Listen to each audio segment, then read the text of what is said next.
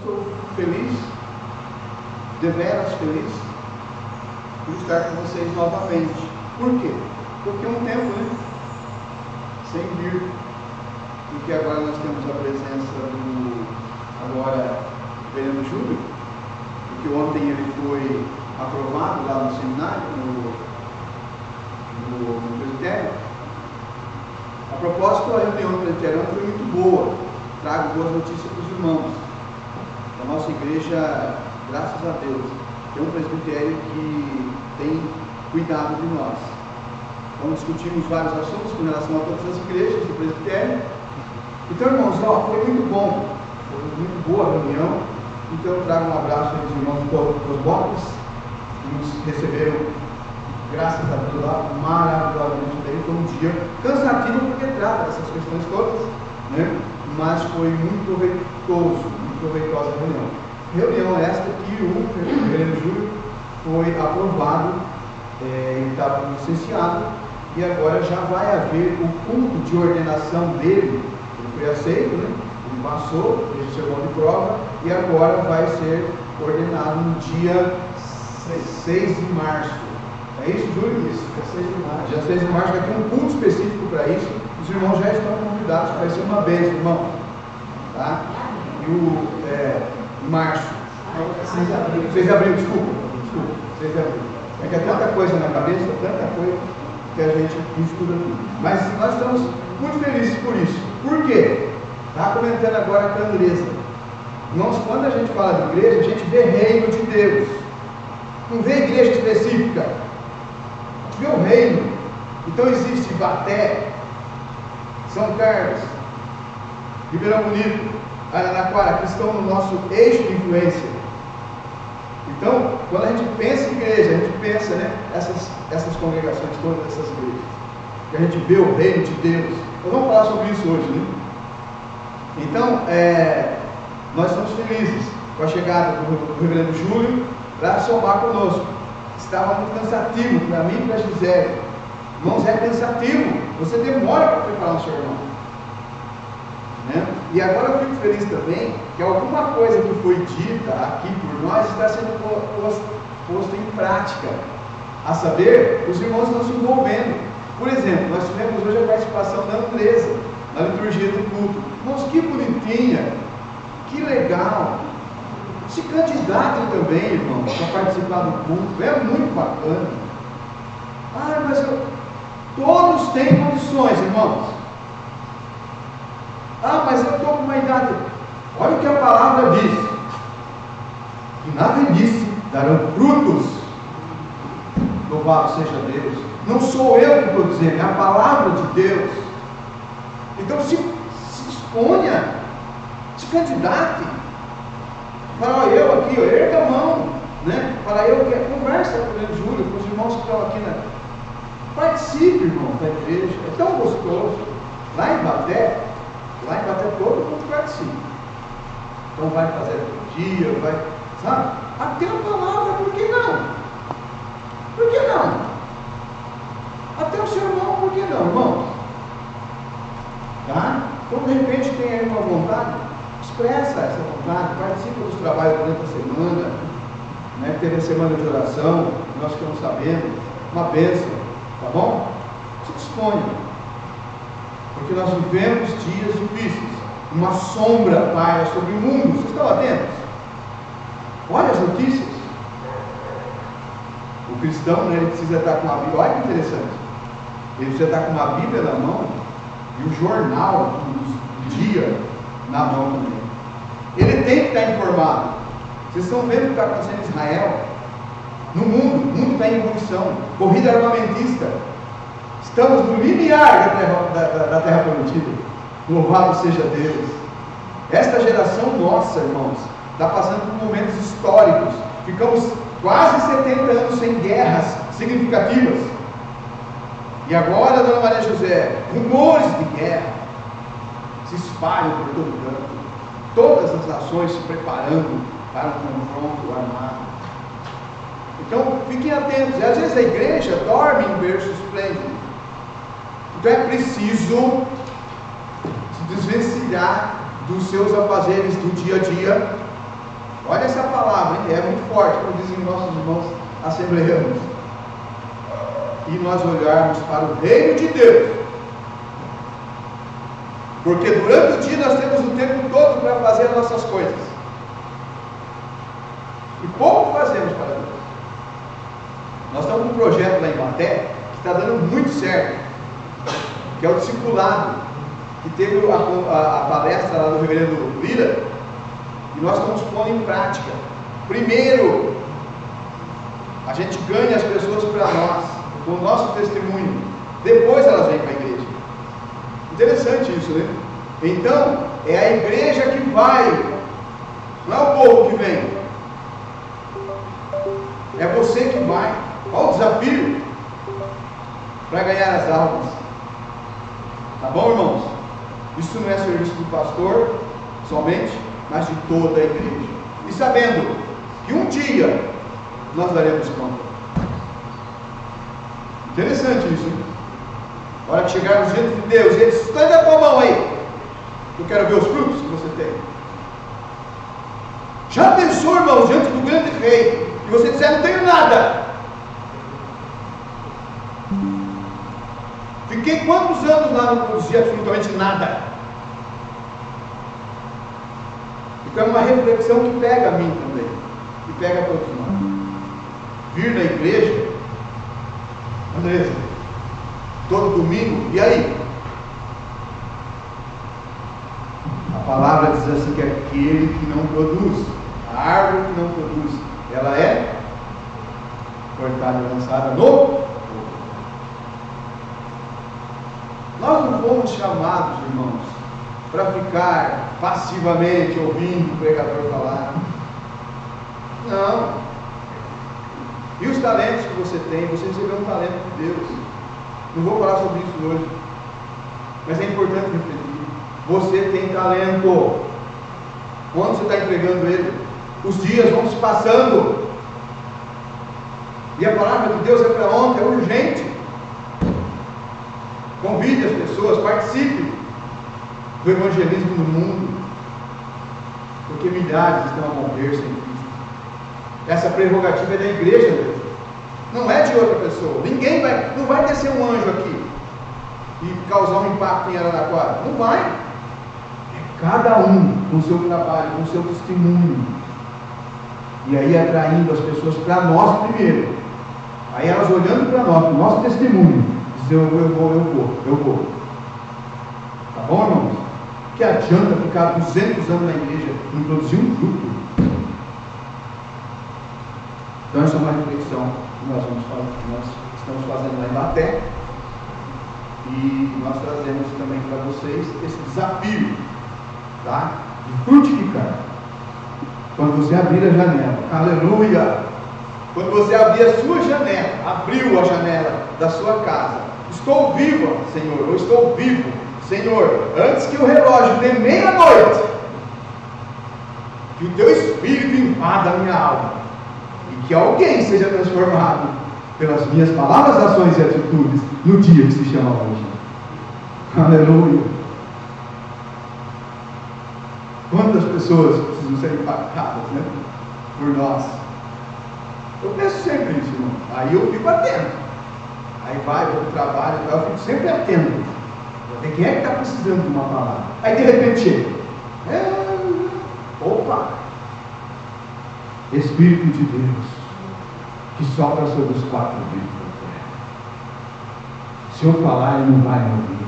Fala, Espírito. Aleluia. Fala através de mim. Para essa vida. Principalmente lá no Conselho Tutelar, irmãos. Eu tenho essa oportunidade. Louvado seja Deus. Mas os irmãos ontem, quando estiverem, Calvino vai dizer que você, que tem o seu trabalho, louva a Deus através do seu trabalho. Olha que legal. Aonde você estiver, que aí vai fazer um bom trabalho. Mas por que você está fazendo tão bem, tão caprichado? Porque eu louvo a Deus pelo meu trabalho. Calvino vai dizer isso. Tá? Então tudo que vai fazer com excelência, para que o nome de Deus seja glorificado. Irmãos, feitas essas primeiras considerações, nós louvamos a Deus pela vida de vocês.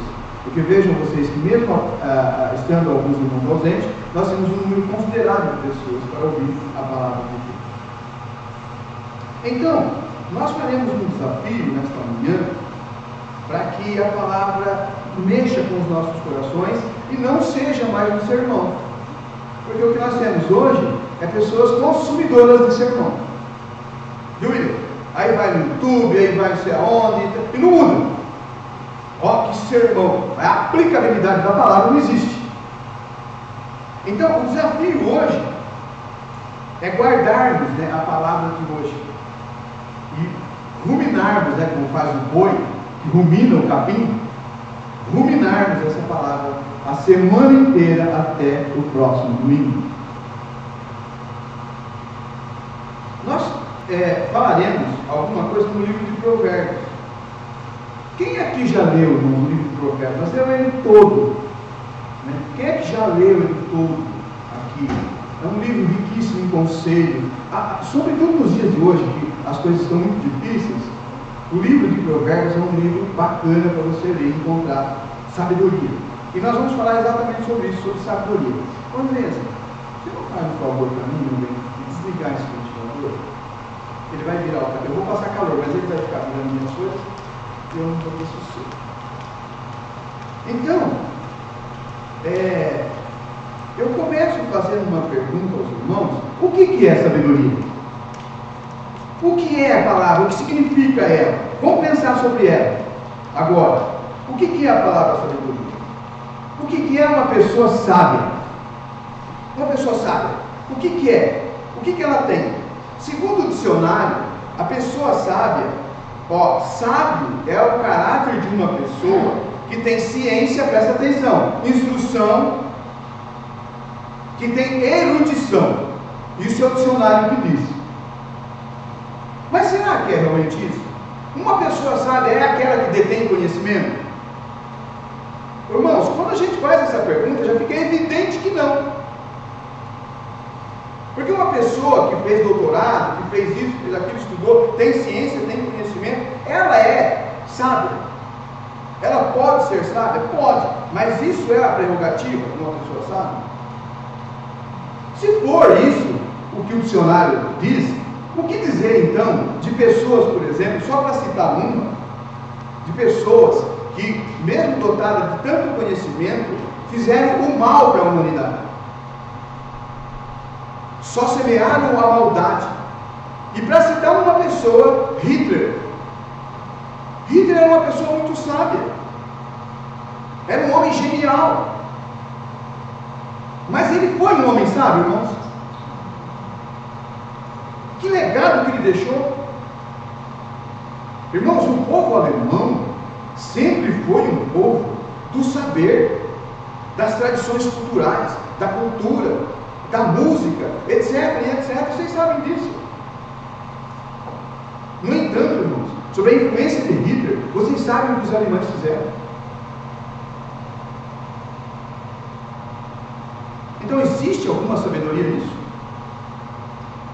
Então, que me perdoem os linguistas, mas sabedoria não é como o dicionário conceituou. Presta atenção e nós vamos descobrir se nós temos sido pessoas sábias. Esse é o desafio da palavra no meu coração e no teu coração. Por exemplo, Atenas, a deusa grega Atenas, era considerada a deusa da sabedoria. Interessante que nós temos o livro de Provérbios, Salmos, Cântares ou Cantares e Eclesiastes, que são comumente chamados de livros da sabedoria, e pouco nós lemos esses livros. Por isso eu referi que é interessante que os irmãos comecem a pesquisar e a ler sobre o livro. Não somente esperar a edificação da tua vida num sermão de domingo, e aí durante a semana você vai esquecer, e aí não consegue ter raiz como cristão. A prerrogativa de estudar a palavra de Deus é tua. Jesus disse assim: errais por não conhecer as Escrituras. Você como cristão deve conhecê-la, ter na palma da tua mão. E aqui outra pergunta interessante para nós, e que falou muito no meu coração: se a sabedoria te convidasse agora Agora, escuta, eu tenho um banquete, você vai participar? Se a sabedoria convidasse você aceitaria? Lembrando, irmãos, que a sabedoria é uma das características do próprio Deus, porque Ele é sábio.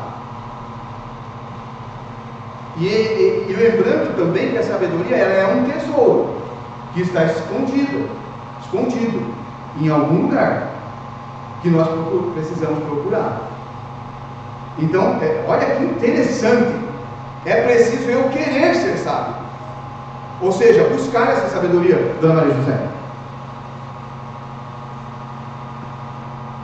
Então é preciso, ela é acessível, mas é preciso que todos estejam com vontade de tê-la. Então, aqui chegamos no capítulo que leremos, Provérbios capítulo 9.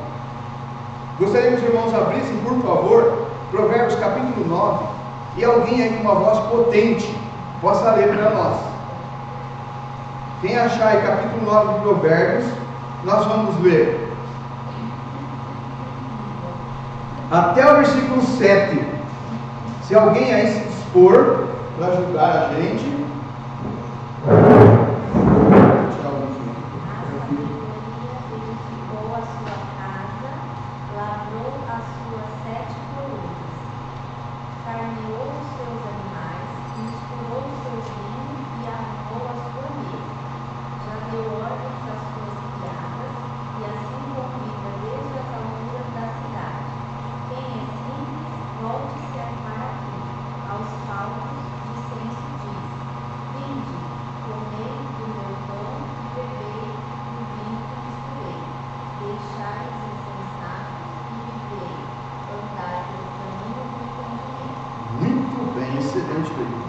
Ótimo, até o 7.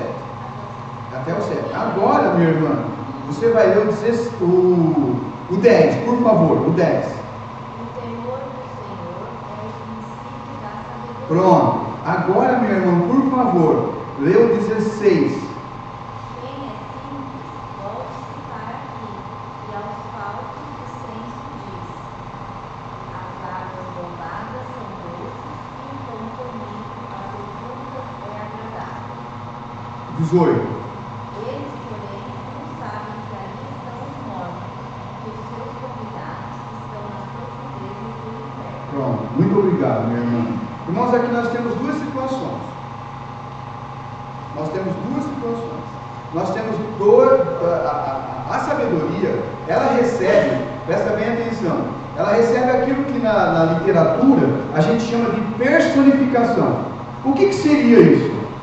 O que é uma personificação? A sabedoria aqui, ela recebe uma personificação, ou seja, é dado para a sabedoria características humanas. Então a sabedoria se torna um personagem. Interessante isso. É dada para a sabedoria a fala. Então a sabedoria fala. O que ela faz? Pela leitura que a irmã fez, ela sai pelas ruas e pelos portões das casas e diz: ei, eu vou dar um banquete. Vocês virão o meu banquete? Ela sai. Veja o que ela faz. Ela está personificada. É dada para ela características humanas, por causa da personificação, que é uma figura de linguagem. Olha o que a irmã leu. A sabedoria, olha, ela age, ela tem ação. A sabedoria já edificou sua casa. Ela edifica. Depois nós vamos ver uma outra personagem que a irmã leu, que também está batendo os portões e gritando para os homens, que se chama insensatez ou loucura. São duas personagens que estão a gritar aos homens: a sabedoria e a insensatez. A sabedoria grita: olhem para mim, vão participar do meu banquete. A insensatez também. Nós vamos ver isso. Mas a sabedoria, ela age, ela tem ação, ela edifica a casa. Olha que interessante, irmãos. Olha o que diz o versículo primeiro: ela já edificou a casa. Ou seja, se ela vai convidar alguém, ela precisa ter uma casa para receber. Lembram que eu referi no início do sermão, que nós é que vamos ganhar para nós?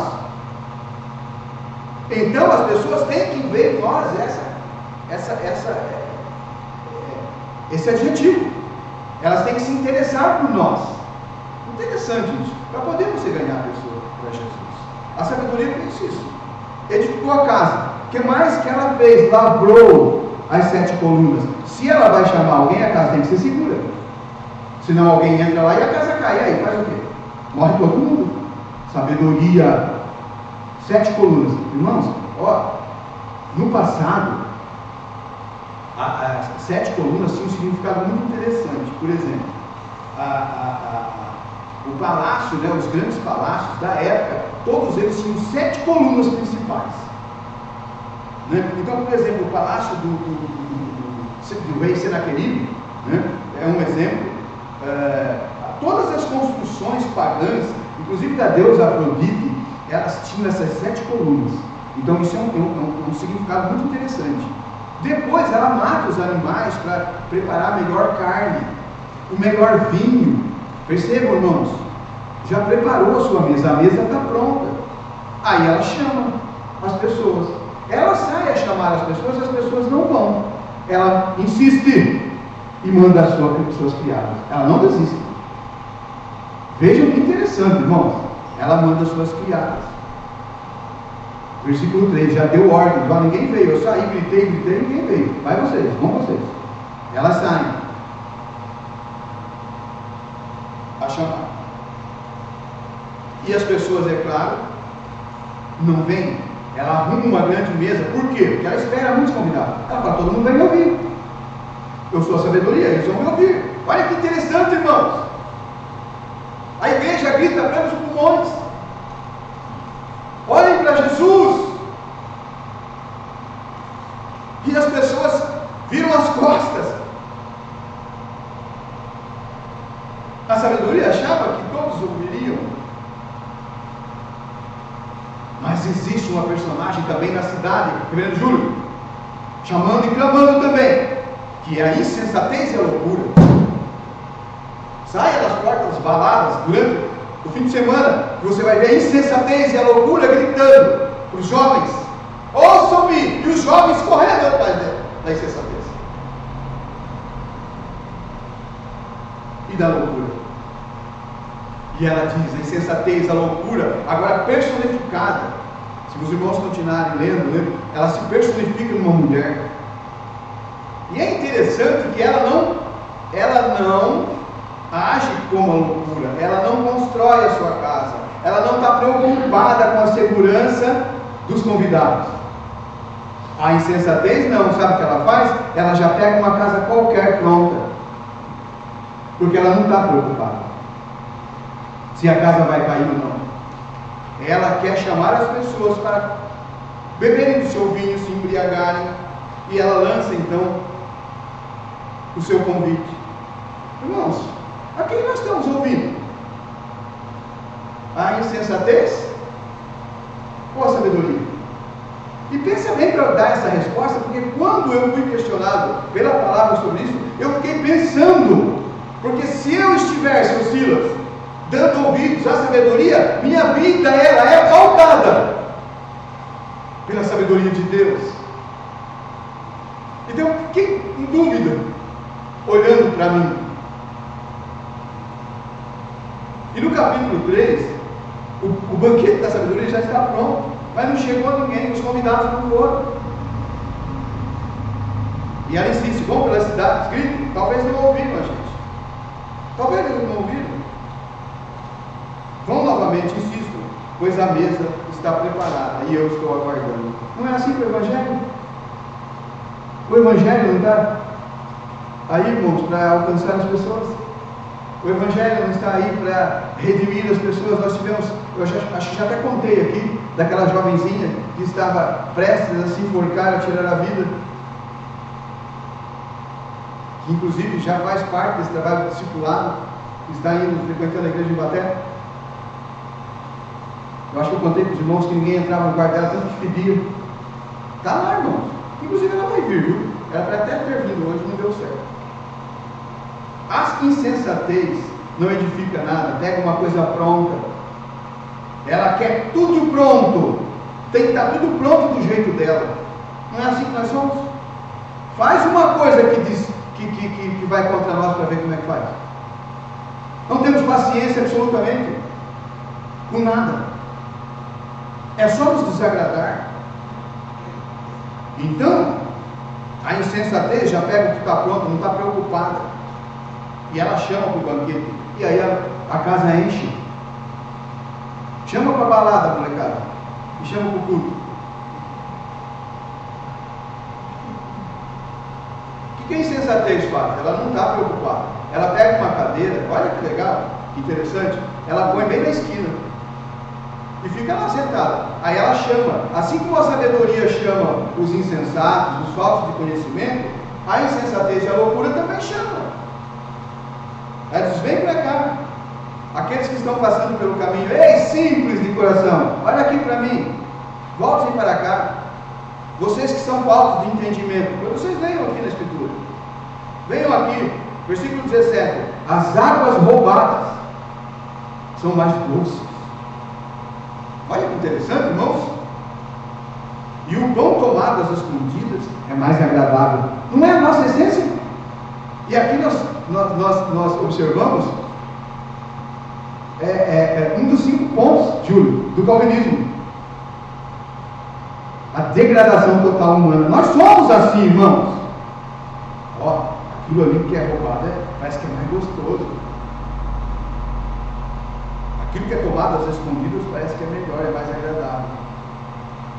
Desta forma, irmãos, e por conta do homem ser assim, a mesa da insensatez e da loucura está cheia, e a mesa da sabedoria está vazia.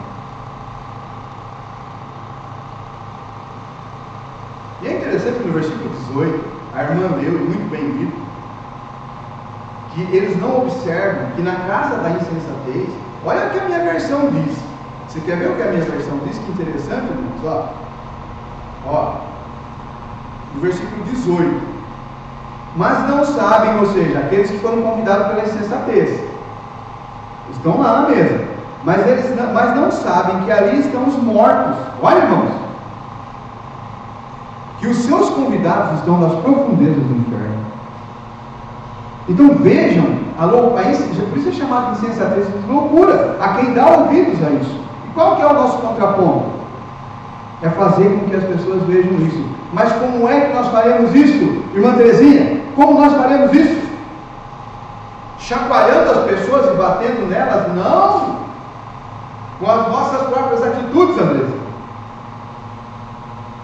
Eu preciso olhar para vocês e ver a luz de Cristo em vocês.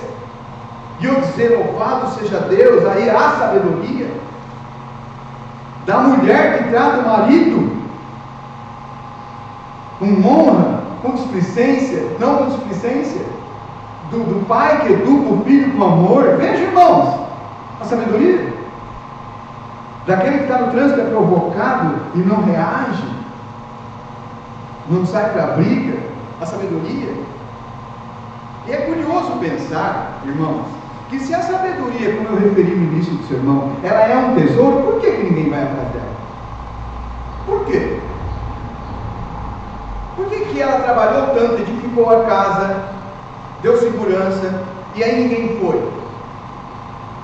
Eu me lembro de uma reportagem de um jornalista, que ele perguntou assim para um índio da terra Yanomami. Ele falou assim: por que as pessoas vão atrás do ouro? Chefe Yanomami, por quê?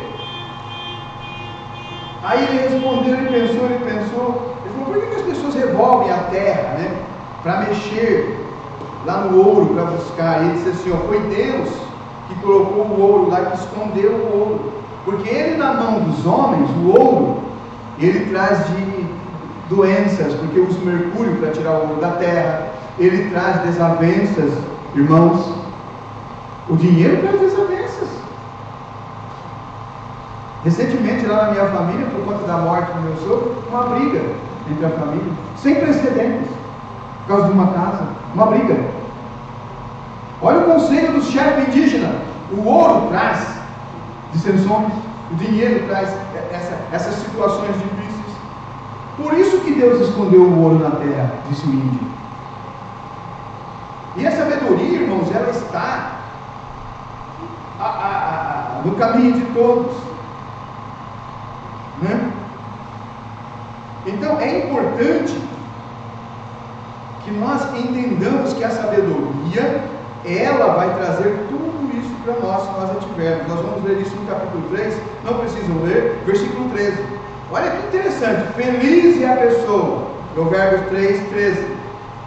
Feliz é a pessoa que acha e consegue a sabedoria, porque ela vai compreender as coisas.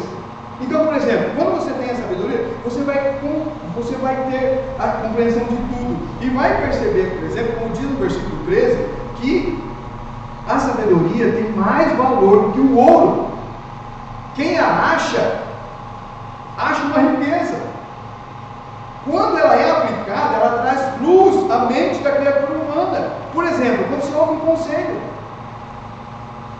o sábio escuta conselho, irmão. Olha que legal.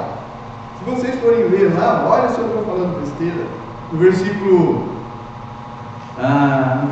9, do capítulo 9, dá instrução ao sábio, olha lá, e ele será ainda mais sábio. Ó, corrige o justo, e ele será mais justo. Tá? Então, ao contrário disso, se você aconselhar o tolo, ou você corrigir o tolo, você faz o inimigo. Ele não vai te ouvir, porque ele é tolo, ele não tem sabedoria. Então é interessante que quando nós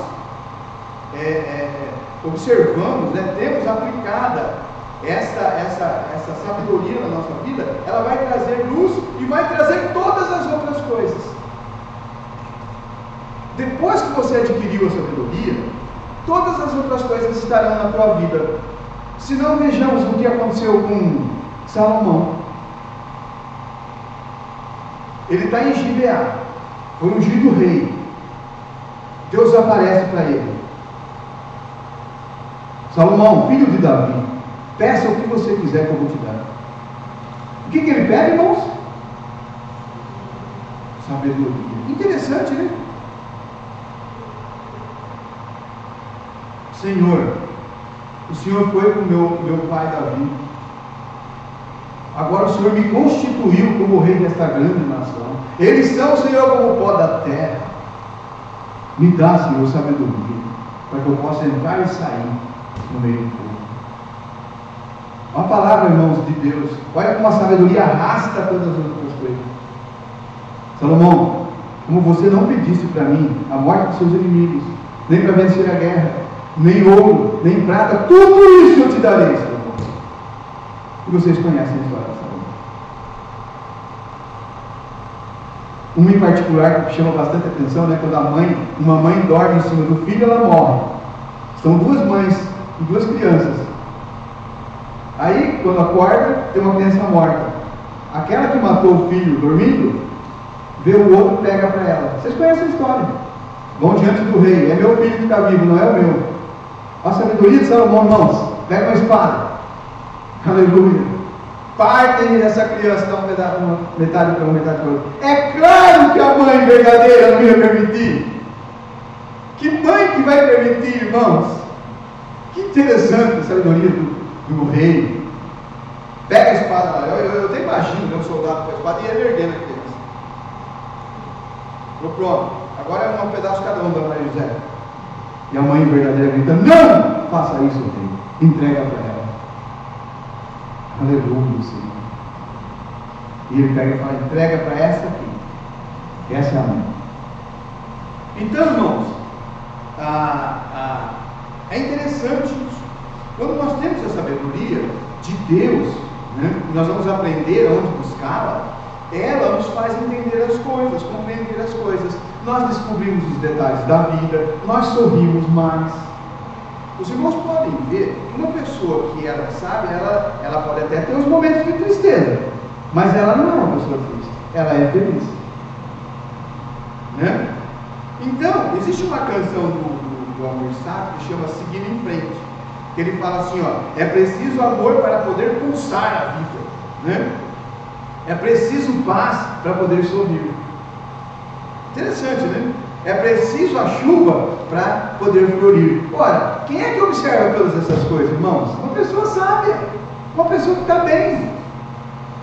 Não é uma pessoa que não tem problemas, mas uma pessoa que é sábia, que está bem, que está em Deus, que tem sabedoria e que entende as coisas, que nem tudo é como nós queremos. Parece que eu estou falando para alunos do terceiro ano do ensino médio, né? Os alunos do Dona Maria José, qualquer coisinha, né? Embirra, aquela coisa toda. Então é interessante ver que o eu lírico da canção, né? Ele amadureceu por conta da idade. E aqui eu chamo a atenção dos irmãos mais velhos, né? Nós precisamos ter essa sabedoria, irmãos. Tá? Por quê? Porque ele vai dizendo assim, ó, que hoje eu me sinto mais forte do que ontem. Por quê? Por conta da sabedoria. Né? E aí ele diz mais ainda: hoje eu sou mais feliz. Por quê? Porque eu levo a certeza de que eu pouco sei ou nada sei. Olha a conclusão que ele chega, o eu lírico. Não sabemos absolutamente nada no sentido deste mundo. Isso é sabedoria de Deus. Isso é humildade. Então todo novo dia, preste atenção, é um novo dia para nós mostrarmos a sabedoria de Deus na nossa vida. Nós precisamos transcender os fatos. Nós não estamos, seus filhos, apegados a fatos corriqueiros para nos aborrecer. É um filho que não fez o que queríamos, aí a gente já fica aborrecido. Não! Então, Eclesiastes nos ensina isso, que o homem precisa dessa sabedoria para ele transcender, ou seja, sair do lugar comum. É porque o cliente diz: calma, vamos ver. É porque, vamos ver, sempre não existe problema que não tenha solução. E se ele não tem solução, é porque não tem mesmo. O que vai fazer? Então, irmãos, olha que interessante. A sabedoria nos leva para perto de Deus, nos leva ao encontro de Deus, porque esta é a vontade de Deus, que o homem ouça e haja com sabedoria. Quando eu li esse texto, falou muito no meu coração. Agora, nós temos ouvido qual clamor? O da sabedoria ou da insensatez? Ó homem simples, entendei a prudência. A sabedoria está gritando. E vós, insensatos, me ouçam, porque eu estou falando a verdade. A sabedoria anda com a verdade, ela não mente. Eu já me referi sobre a mentira, né? Tem que falar a verdade, não é nem que você, de repente, se danar, mas tem que falar a verdade. Tá? Então, nós precisamos ser essa fonte de sabedoria, irmãos, que me ouvem aqui na cidade de Araraquara, ou neste mundo sedento. Eles precisam ver em nós primeiro. Como é que eu vou evangelizar? Eu vou sair evangelizar. Eu preciso ver na minha vida primeiro. Então, que nós possamos dar ouvido às pessoas, que nas nossas orações façamos como fez Salomão: Senhor, meu vizinho falou mal de mim, entra com providência. Não pode.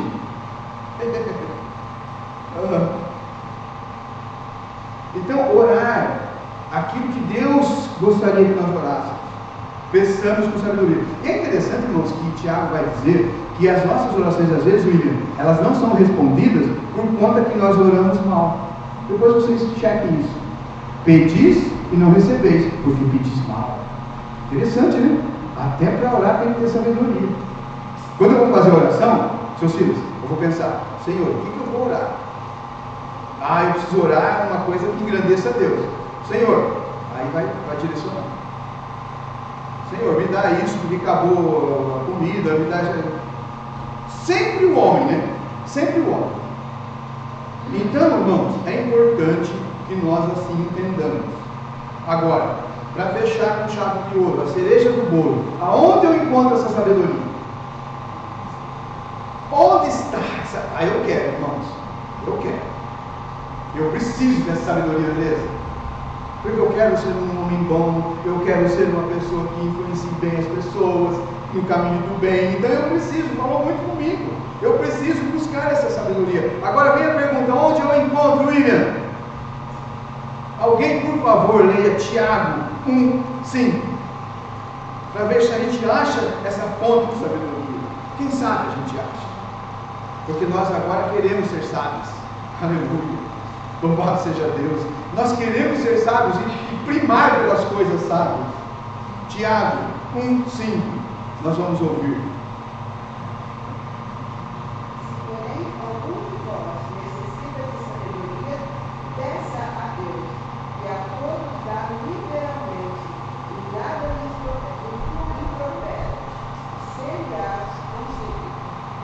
Aleluia!